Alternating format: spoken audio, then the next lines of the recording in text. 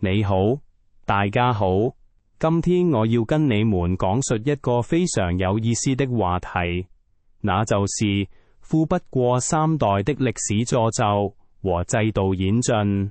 大家都知道這句話在中國流傳數百年，不僅是民間智慧，也是殘酷現實。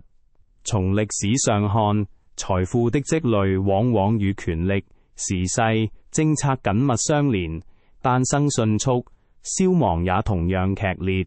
以明清兩代為例，徽商、晉商、鹽商等商幫曾輝煌一時，但隨着政治環境轉變，制度保障消失，這些家族的命運也迅速崩塌。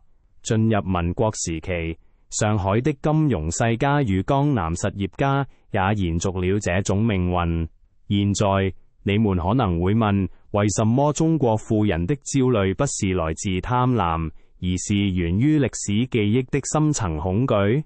這是因為沒有制度的財富是浮在水上的冰，再後也終將融化。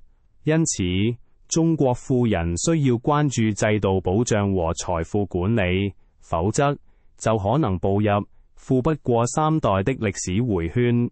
那麼，改革開放以後，中國的富人又如何呢？改革開放40年，中國誕生了數百萬名高淨值人士與上萬億美元的私人財富，居全球第2。但這些財富的穩定性卻遠不如歐美百年家族。這一代企業家多來自市場化初期，掌握政策紅利與產業窗口，但少有時間建立財富管理制度。例如房地產業的興起，是中國第一波真正意義上的原始積累。但當政策週期轉向，槓桿收緊，監管升級，整個行業由黃金時代步入存量博弈。許多企業主發現，過去的高槓桿擴張與影子融資不僅難以延續，甚至可能成為法律與資金風險。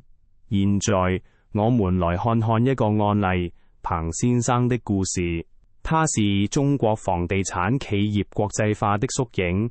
早年就開始將部分資金轉移海外，購買境外物業。但是，隨着國內監管趨嚴，外資管控加強，他的動作也被外界解讀為資本外逃。那麼，什麼樣的結局等待着彭先生呢？2021年 ，S 地產集團出售股權與某知名機構的交易未能通過審批，成為一個分水嶺事件。這不僅是企業交易的失敗，更象徵中國房地產資本在全球化過程中的制度瓶頸，出得去的錢未必落得下的根。今天的話題到此結束，希望你們能夠有所收穫。如果你們喜歡這個頻道，請不要忘記點讚、分享和關注。我們下期見。